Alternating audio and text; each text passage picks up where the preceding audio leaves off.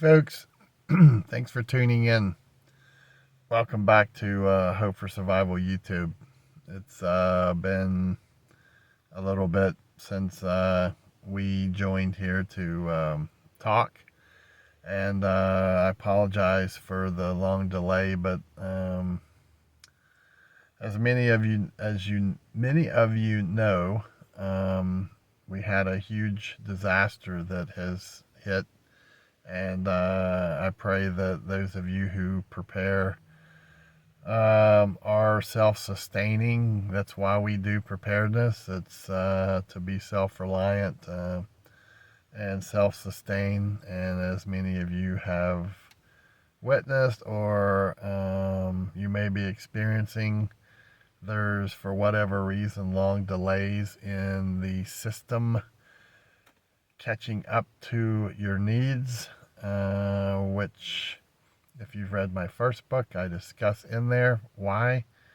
And the most important thing is that you are safe and you're alive, you have shelter, food, and water, and you can take care of your family and your community. So since this whole thing started, I don't know, 8, 9 days ago, 10 days ago, a lot has transpired. We are all well here in our community. We lost power and had some trees and down, and we're all good. We got power back after 60 hours. We're blessed. And everything's okay.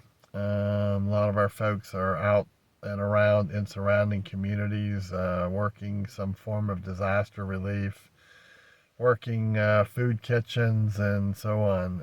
But I don't really want to talk about here because we are okay. The disaster actually starts in the next community over, where they had massive flooding and a lot of damage. And a lot of the trucks are rolling in there with food and aid and supplies and so forth. We are seeing the best of we the people. We the people must take care of each other under all circumstances and conditions. There's a lot of hoopla going on around the internet and discussions as to different agencies and what they're doing and taking this and so on and so forth. I don't want to get into that on this video. The main thing and the priority right now is getting food and water, medicinal needs, and aid into areas to help our people. That is priority number one. And there's folks who have reached out to me. We've been collecting monetary donations that are being going to be put to good use in contributing to these supplies and aid on these semis that we are connected to at Hope for Survival, to help out where needed. We're doing church to church for reasons that I'm not going to go into on here. But so far it's working. We've had no interference and we've had no interruptions of getting supplies where they need to be at this time. I was over in the disaster area in communities Thursday, Friday, Saturday, and we got home about 10 o'clock last night, and I'm going to be packing up and heading back over midweek, it looks like, for a duration I'm not sure of yet, on the ground, setting up a command center to work logistics of receiving more trucks that are coming in through an organization that I'm supporting to get aid out to individuals who are in need, individuals who are stranded, There's folks who are trapped up in the hills. Their roads are completely gone, and private citizens are coming in droves with four-wheelers on their trailers, and they're supporting the logistics chain, um, where food and aid is being loaded on four-wheelers and sent into the mountains. There's areas four-wheelers can't get to, and they're using horses, mules, and I was even told in some cases they're putting makeshift saddles on goats, and they're stream chaining goats behind a horse to get aid up into these areas. Okay. You may ask why not helicopters and so forth. I can't answer that question for the communities I'm working in, but I can tell you we were in a community yesterday where yesterday was day 7, basically day 8 since the disaster hit. This community was leveled, just destroyed, and we were the first outside humans that had been into this community to check on them since it happened. And I know this isn't the only one, this isn't the only story. There's numerous small towns out there that help has not made it to yet. And personally, I'm deeply concerned as each day passes that these folks were not prepared, or they may have been washed, their home washed away, and all they have is what they maybe could grab. Many people were caught up in water flow and washed down to another area, and their lives were spared, but they have nothing. There's just countless story after story after story that would break your heart. And we are a very small piece, a fraction of the thousands of private citizens who are coming to do everything they can to rescue or provide some level of comfort to our sisters and brothers. Strangers helping strangers. I'll tell you an uplifting side of this. The disaster, I've been all over the world, and from disasters after disasters, fires, typhoons, hurricanes, tornadoes, civil wars. This may be the most devastating disaster I've ever witnessed in my life. The destruction and the degree of the destruction is just, I can't tell you in words how bad it is. The uplifting side of this is the semis that we've been there, that we've gotten in there to unload. There's individuals who were victims in this disaster who were standing arm in arm with us to form human chains unloading these supplies coming off. So anyone who's out there who cannot help, let your heart be comforted that these folks who have lost everything are not sitting on a log crying, woe, poor me. They're helping, they're hugging, they're shedding tears, love exchange between strangers. And I would encourage any of you on the outside, if you can help in any way through prayer, monetary support, anything that you can do to help in your neighborhood, gathering up clothing. Imagine imagine your child or your grandchild right now lost everything and you can't get to them to help them. And strangers are reaching out to help them, that they lost everything. They don't have food, they don't have water, they don't have electricity, they don't have clothing. The area we're working in, the temperatures are supposed to get down to the low 40s this coming week. So we are, aside from food and water right now, we are trying to continue collecting monetary donations to continue buying needs. There's a lot of big companies that are stepping up, that are donating privately. Everything that we're working is, if you will, church to church. But we are now leaning to try and start getting winter supplies, clothing, hats, coats, gloves, toboggans, boots, things that we can put in there to help keep these folks warm. Sleeping bags, little hand warmers, wool socks, boots. Size doesn't matter. All sizes are needed. Underclothing, everything like this is very much needed. So I could go on and on and on, but I don't want to tie you up here. I have some video footage and some photographs that I'm piecing together.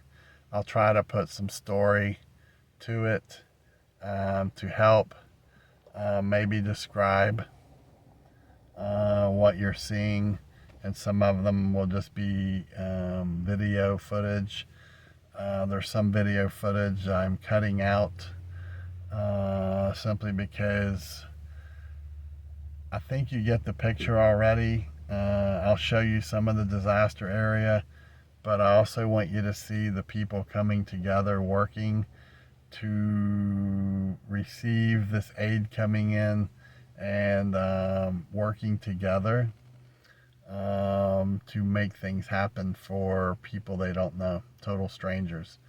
And that could have been your family that these strangers are helping out. So if you can help in any way, prayer, monetary donation, or work in your community to gather up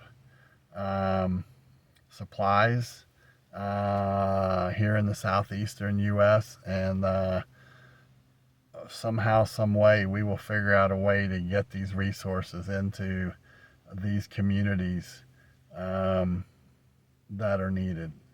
There's a lot of groups who are doing this. I can tell you, in the first 72 to 96 hours, from everything that I witnessed and people I talked to and was part of, 80 to 90% of all the aid and physical labor support that was going in to help and rescue these people, provide food for them, was coming from churches and prepper groups. Okay, and it's like, oh, whoa, them preppers. Well, let me tell you something. They aren't living off the system. They were prepared, and they're now self-sustaining, and they're now sharing what they put back with strangers who didn't prepare. Okay? Your politics don't matter. Your skin color doesn't matter. Your socioeconomic status doesn't matter. It's sisters and brothers helping sisters and brothers. And that's what's most that's what's most important. Okay?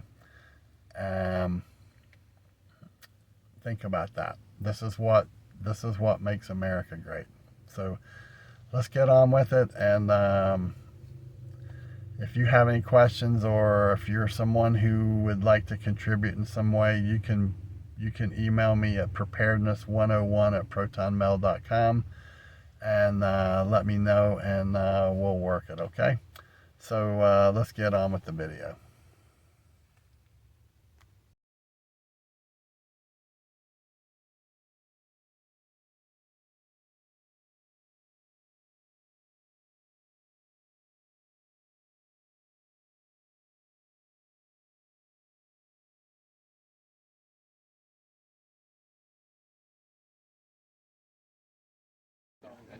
Here's your supervisor. 8 a.m. Because they're saying their time limit starts at 10:30.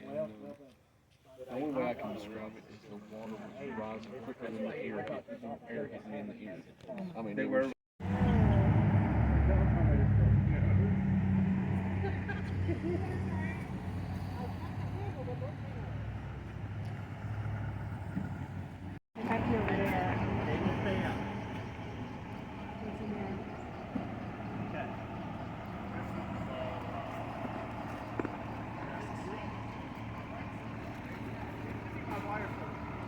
Oh yeah, this is the water. It should be like this came off. That's right. Yeah, okay. They are water.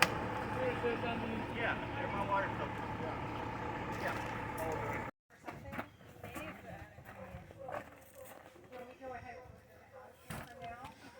Sure, you can move them out. They're empty boxes. Oh, they're empty. Well, that's good. Yeah. Oh, I don't know. So I don't know that. So we're going to go ahead and move them out for the space. So You can set them right up on they top. need to be stored in this building. Okay, move them over there. Let's clear out this corner so we can use it. Go grab that. Ivan. Over there. And then formula. Mother, in here, put that over there, please. Over there. Formula. Diapers. Formula. Diapers. Medicina acá. Drinks. Very organized. Strawberry. Yeah. Drinks. I think it goes right. That's what I've been helping do. More drinks. Yahoo, that's what I say. Yeah. Juices. Is this More for drinks. sure is not going to be enough for No, you're gonna have to stack them out in front. Yeah. And there's putting stuff in the other room too, so Yeah, they are. there's a whole bunch of candy. What time is filling up? Okay. You have someone boxes. Just throw it in there.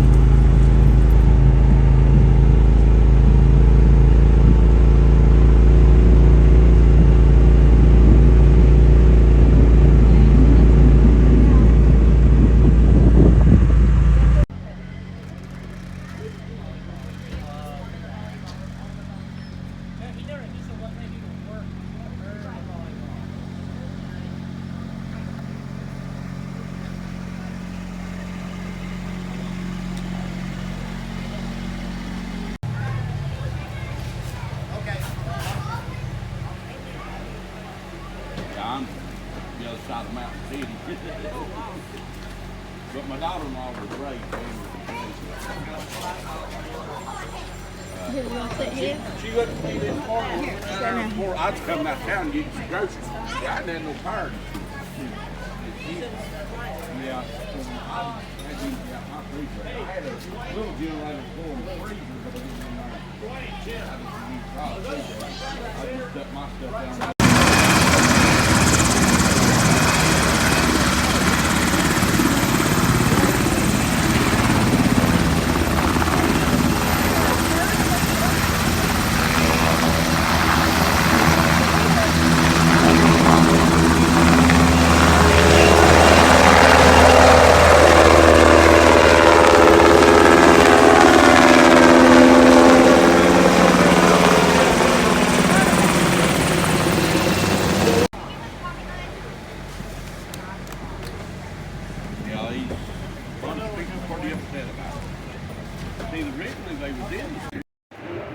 Hey everyone, we are off site today for a day of training, and Hope for Survival is over supporting two of our dear friends, Dr. Amanda Cartwright and Mr. Jeremiah, homesteaders, and I've shared their YouTube page before for great information.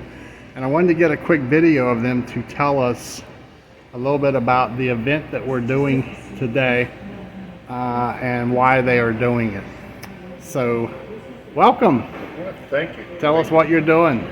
Got a great turnout. Very good turnout.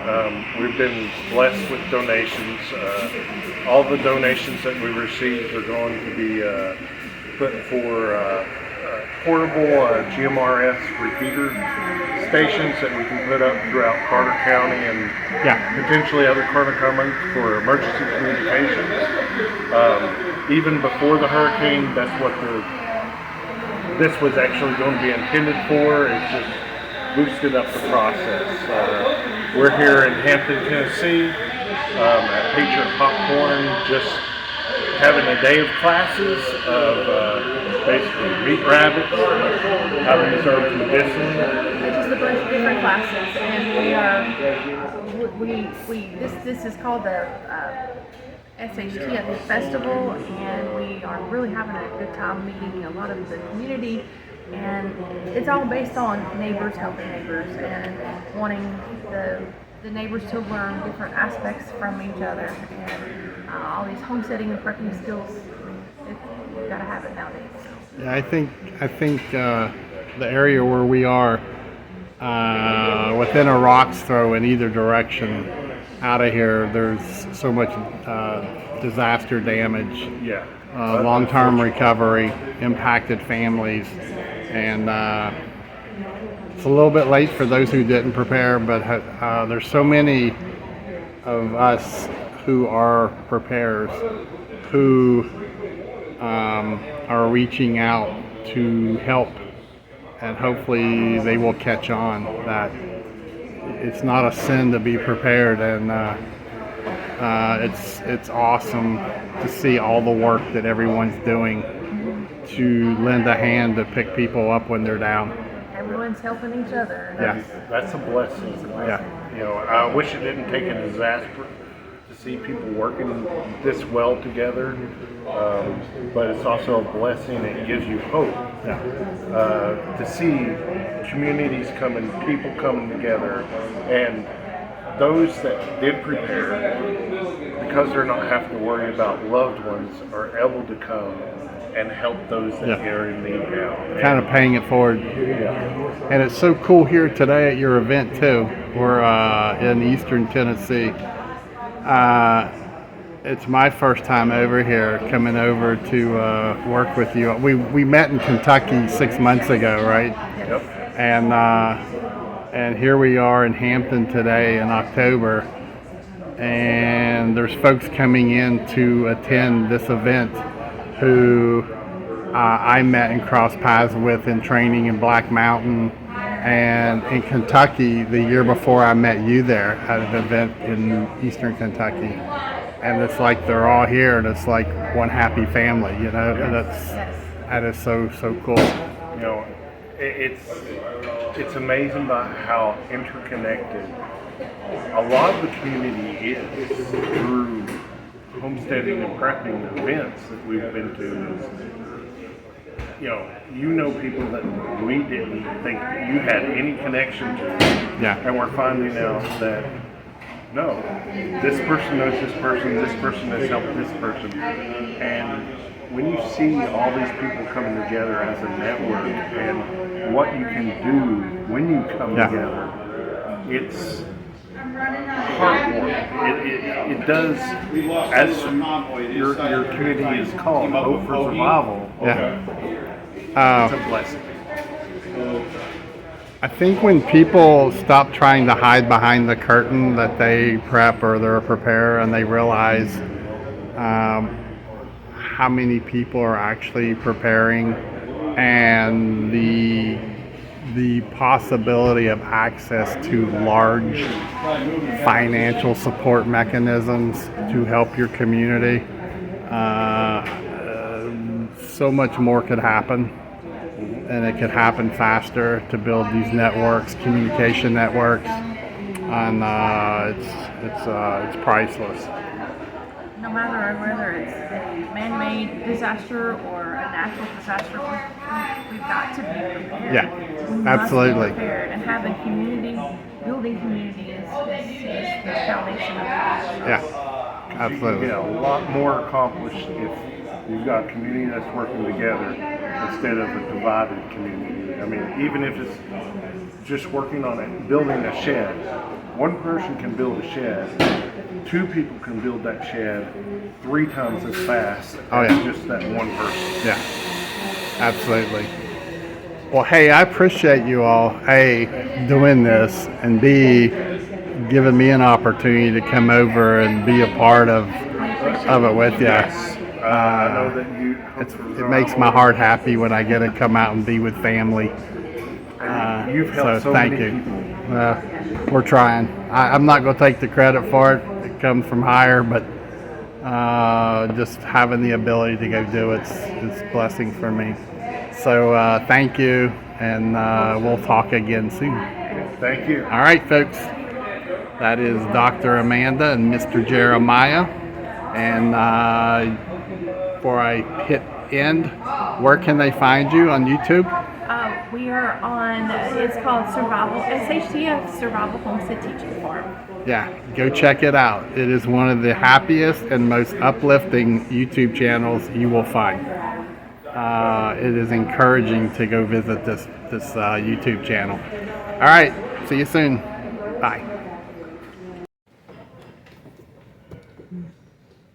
Hey folks, this is Bravo Echo, and we're kind of concluding our 3-day trip over here to Eastern Tennessee, and for multiple reasons we were here, and we just concluded a great day of training, helping Dr. Cartwright out with her effort to raise funds for GMRS community radios, and some surveying and putting aid on target as well. So I wanted to sit down for a few with Dr. Tracy and a newcomer to our videos, a Patriot sister, Tammy Hardy from, I'm going to adopt her into Tennessee, but she's a Virginian. I have orange blood though. Yeah, goes awesome. We want to kind of conclude talking about kind of what we've witnessed. Some trips were made out into the behind the zone communities that are really severely damaged, and why. For those who can't come here and provide support, first off, if you can pray, that is highly accepted. If you can donate to help us get aid on target, it would be greatly appreciated. We wanted to kind of share some things that are truths for you to know and understand. These aren't rumors, these aren't internet crap that people's forwarding from post to post and all that. These are real situations, real events, real disaster specifics that are affecting humans that very easily could have been you or your family. So I'll start with Dr. Tracy here, and you guys talk about, while we were teaching today, what you witnessed when you were out. We went into several restricted areas where people have lost everything, where roads are washed out, and we had to go on side-by-sides just to get into the site, where behind the lines where people are gathering, and where they're trying to put together these makeshift supply chains in there and stuff like that too. And they're run by locals. They're the people that are donating are locals. They haven't gotten any aid from anywhere else other than what locals are bringing in. And the locals are really stepping up, and it's been an amazing thing to witness. However, those locals that are running these sites are going to they're already burned out. It's day 7. And by day 29, they're going to be in a big world of hurt. They already are starting that.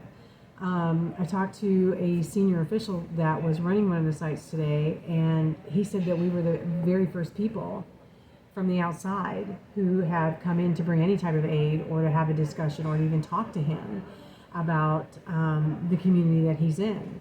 And so that's very disheartening. That was disheartening for him. That's disheartening for those people in that place. That's disheartening for the rest of us too, to know that they're out there with no support, no help. They're isolated. They're cut off from pretty much everybody.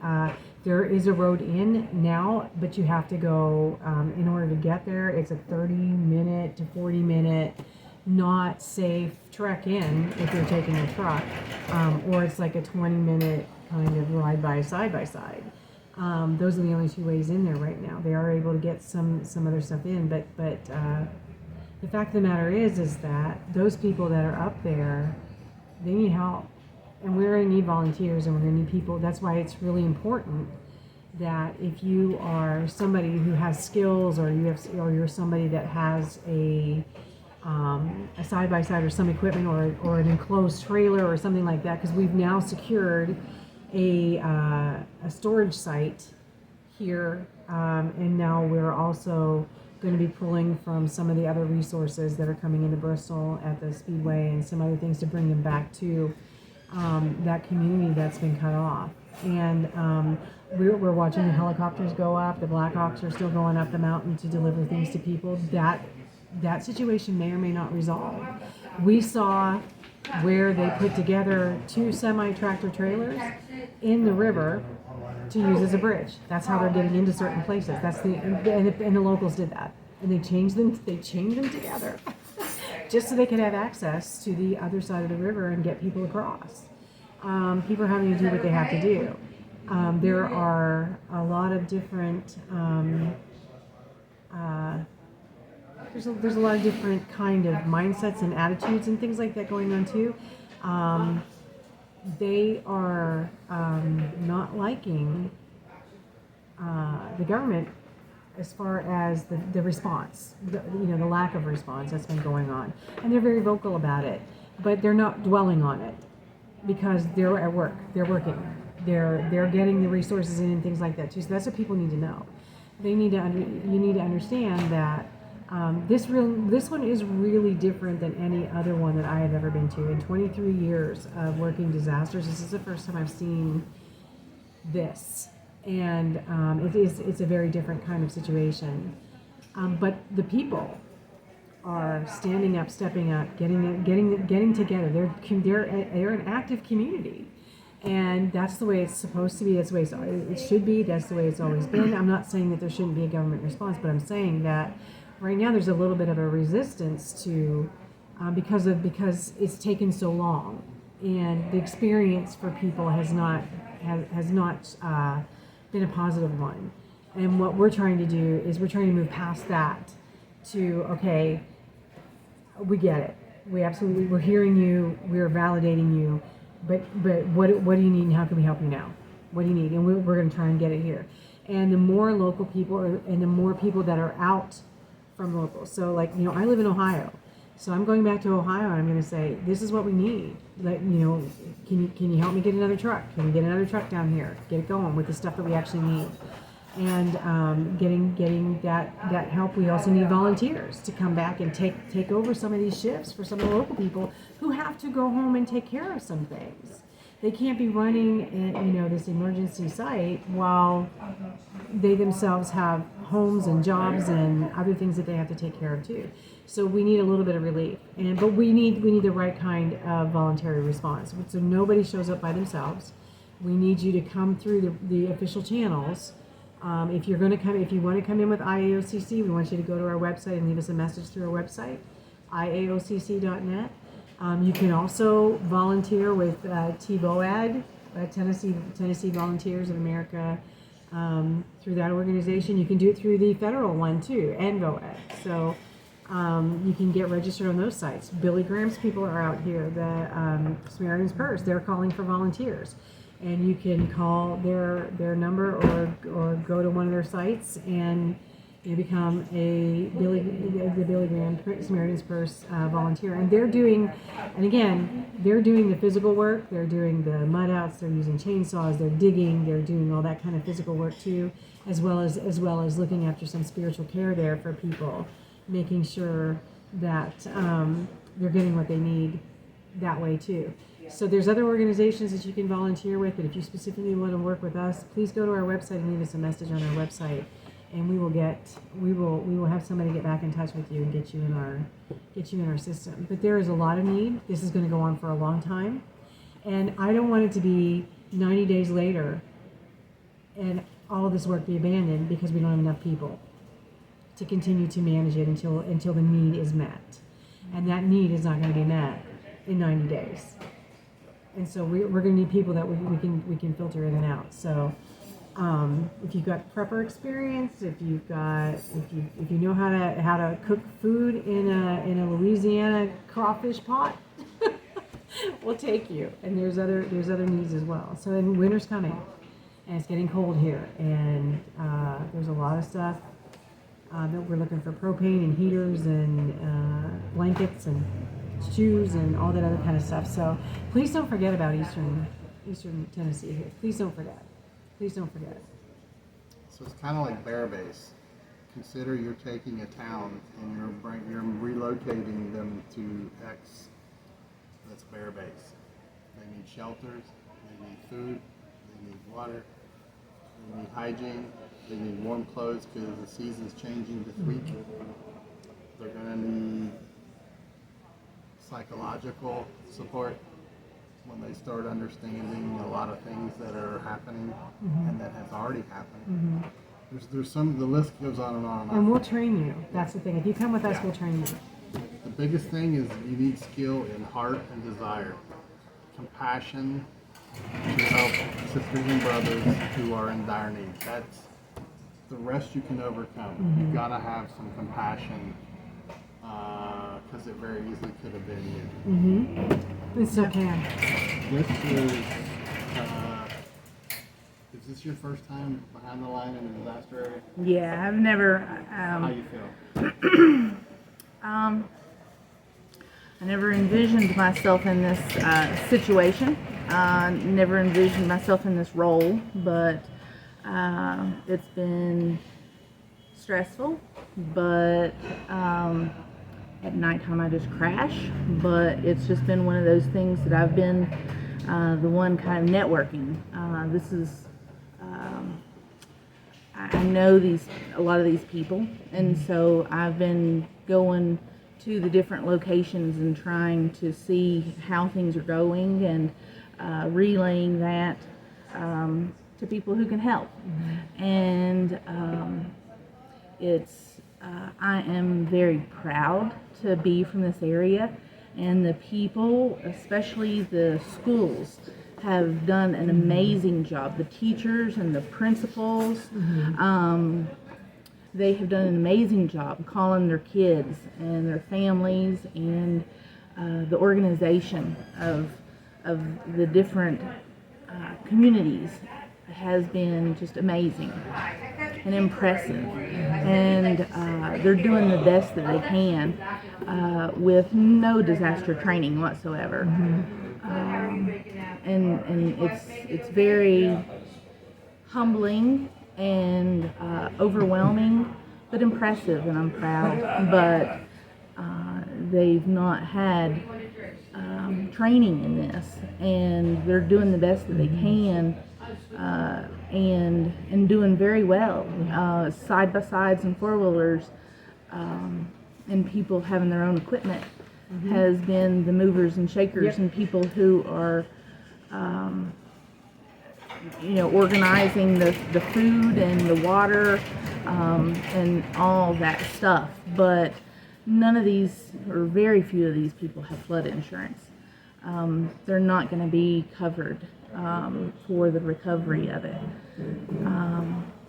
Most people that I talk to aren't thinking of winter coming. Next week, the lows are going to be in the 40s several nights, and there's still people with no power. Starlink has been amazing. There's several that's been donated that I'm aware of in this area by the company, by Elon, and but communication has been a challenge, and communication and coordination. But they're doing the best that they can, and so I'm very proud of them. One of the things we work trucks Thursday and Friday, and I can't speak for the other locations, but one of the things that I noticed on the trucks, there was not a whole lot of first aid and hygiene. No. Well, there was on the second truck. There was a lot of hygiene kits or hygiene items on there, wipes and different types of things like that, but not enough. Because while they're still in, when they start cleanup mode, the debris that's laying around, having to makeshift so many things because they don't have what they need to do task with, and all ages, all levels of health. As winter comes on, you're going to have medical issues, and I would assume Johnson City is the nearest maybe hospital that's operating from there. No, Elizabethton. Elizabethton. But if you got to ride a four-wheeler to get out of a town, imagine how long it's going to take to get you to a hospital. And having, if they don't have it there, then setting up operations and possibly having volunteers who are medically qualified to offer a degree of support to help these communities. It's going to be really, really important. So hopefully that gives you a little peek into what's happening out here. Today before lunchtime or sometime, we all were out going to assess sites. I can't tell you how many trailers went by pulling personal four-wheelers that were going into the zone. Because it's the only way to in. help. And the number of TDOT dump trucks that came out and pulled in here, and they were hauling these humongous boulders, right? And the guy stopped, and they came in to get coffee and some water, and I talked to a couple of them, and they were exhausted. Yeah. They said they've pretty much been working around the clock trying to clear debris to open, which we talked about critical infrastructure. That's a priority to get transportation in. If you can't get transportation in, then you are surviving off of what is inside that zone, or what four-wheelers can carry in, because you're not going to get 18-wheelers in. Yeah. No. And there's multiple of those sites, just like what we saw today. There's multiple communities just in Northeast Tennessee that's impacted by that. And I live in Virginia, and in my travels this week, it's been kind of eye-opening, the different response as well. I come into the disaster zone from the Virginia side, and there's billboards saying donations and volunteers, turn here. And it's just there's a difference, but yet I'm proud of Tennessee that the people have stepped up, and they're taking care of themselves. Yeah, they're not waiting. and it's just they just don't have the infrastructure and the knowledge and the help to continue on. That they have done an amazing job of what they've done, and the churches and the schools and it's not the schools, you know, it's the people in each community stepping up and making a huge impact and delivering meals on side by sides and going door to door asking what each household needs. And we're in we're entering into the transition of people, instead of being delivered to, now there's ways. The roads may not officially be open, but there's ways to get around things that people who've been getting deliveries. It's kind of changing to where it just needs structure and organization to where there's easy access for people to come and get stuff. We did find out too. I think we were having a conversation, and I think it was you that was talking about the fact that there are some groups out there, like there are some churches or there are some places that if you talk to them and say, where is this happening, they say, I don't know, because communication is an issue. And most people are getting their information from Facebook if they have Wi-Fi. There's no cell service in the places that we went. So you can't just call somebody and say, where is this? And so we're going to try and see what we can do about getting some of that communication or some paperwork or something to out to the churches so that they can disseminate more information to their people. Like, this is here, this is here, this is where you go, this is who you call. So we're going to try and get some of that compiled for them too, to be able to drop off and say, here, share this with your people. Because again, the communication challenge through this one is very, very difficult. And most people that are getting their information from Facebook, it's either late, it's several days old, or misinformation. Yes, or misinformation, or it hasn't been verified, or hasn't been, vetted properly. Because a lot of it is rumor and stuff like that too. I heard that somebody happened to somebody that did it. But we're telling people, don't focus on that stuff. Don't focus on that. Focus on what can you do, what do you need, and where can you help the next person. Because if you're focused on the fear or on the rumors or on those kinds of things, it's paralyzing. Where we're saying it's not happening on large scale here.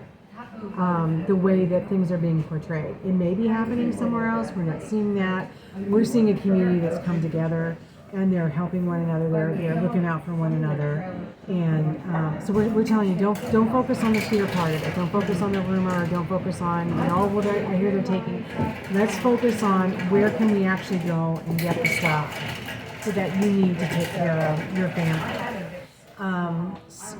So we need to kind of, help everybody push back on some of those things, because it's exhausting and it doesn't produce anything.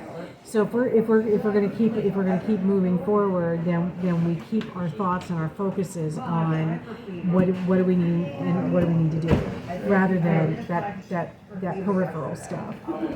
There is a need for your personal safety. There's nothing wrong with that. Make sure that you're safe in everything that you do, whether you're driving or whether you're going somewhere at night where it's dark and there's still no power. You need to be practicing your personal protection at that point.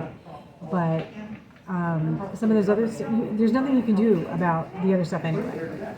If you're worried about FEMA, or you're worried about this, or you're worried about that, there's nothing you can do about that anyway. But there is something you can do to help your neighbor or to help yourself tonight. And we want you to know that there are people here with you, and you're not alone. And we're coming. And we're going to do everything that we can do to help you get to where you're in full recovery, and get your homes and your families as stable as possible and moving forward. So, and we've got a lot of people praying for you. A lot of people praying. So, I just kind of wanted to throw that out there. There's so many positives. We can't even. There's things that I'm still processing. that I can't even share today of mentally finding a place of how to put it. Yeah. Joy in some cases, disappointment in some cases, but if I was on the other end and I was behind the down trees and no one had been in yet, and I finally got Starlink, and we're out of food and our water is starting to become tainted and we don't have purification and all that, and I have a sick family member, if I get access to the internet and I'm trying to find a source that says help is on the way, and I come across an article that says in East Tennessee X agency or X department went in and took all the food and moved it to another location, how disheartening that would be. And I have to maintain hope that there's help coming my way. Yep. So you can help in that area so much by don't forward.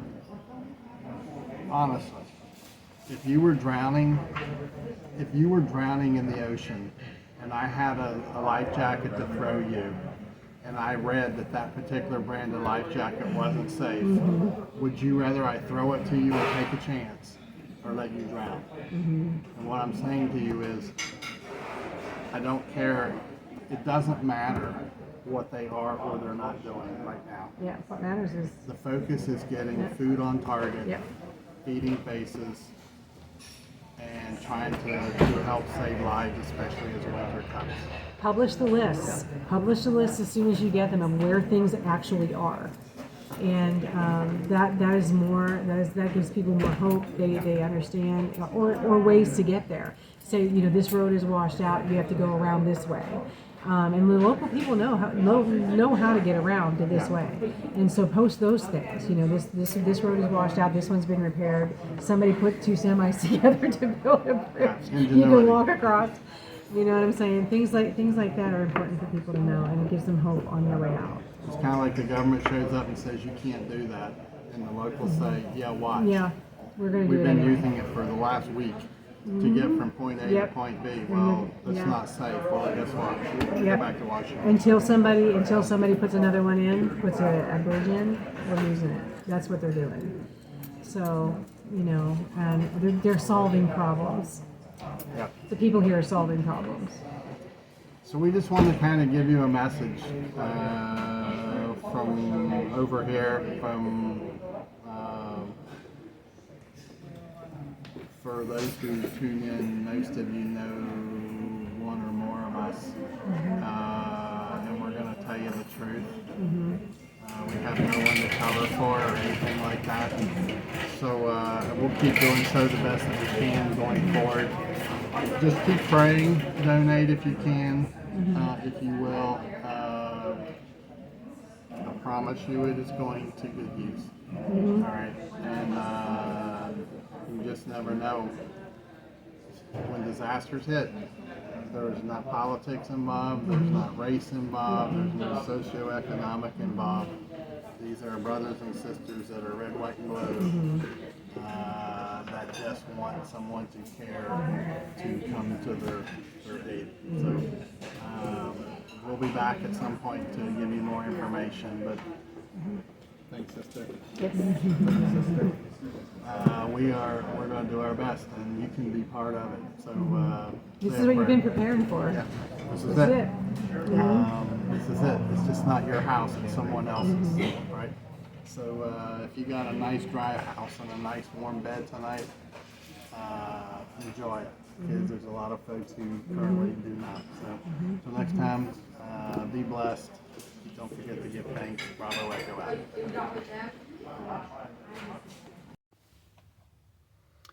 Okay, so we made it through all that, and hopefully you have a better picture and understanding of everything that's going on.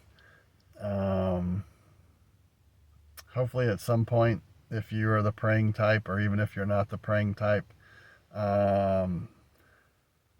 take a few minutes and get on your knees and pray to our God that He will shield and protect all these communities who are helping and all those who still need help and still need to be found, that those who are working to find and rescue these folks will find them quickly, and do everything that we can to put warm food in their stomach, get them clean water, get them somehow a way or place that they can take a bath and cleanse their body and put on clean clothes.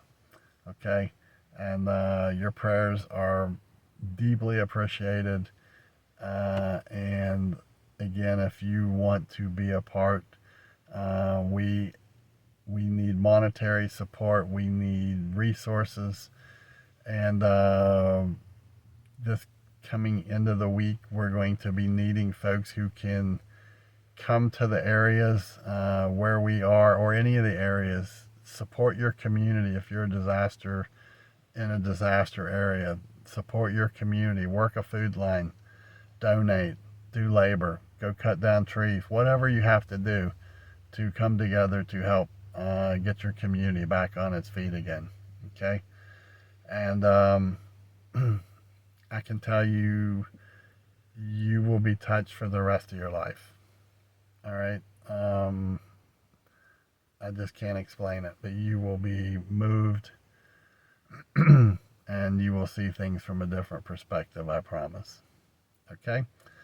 And thank you all again for all the donations that have come in, the donations that I still get contacted about that are coming. I promise you 100% of every penny you are sending is going to help those who are in desperate need.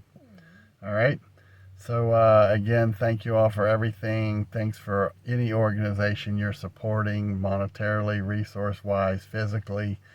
You may not know them, but they are our sisters and brothers, and they need our help. So thanks for tuning in, and don't forget to give thanks, stay safe, and we're going to get through this, okay? So be blessed, and until next time, Bravo Echo out.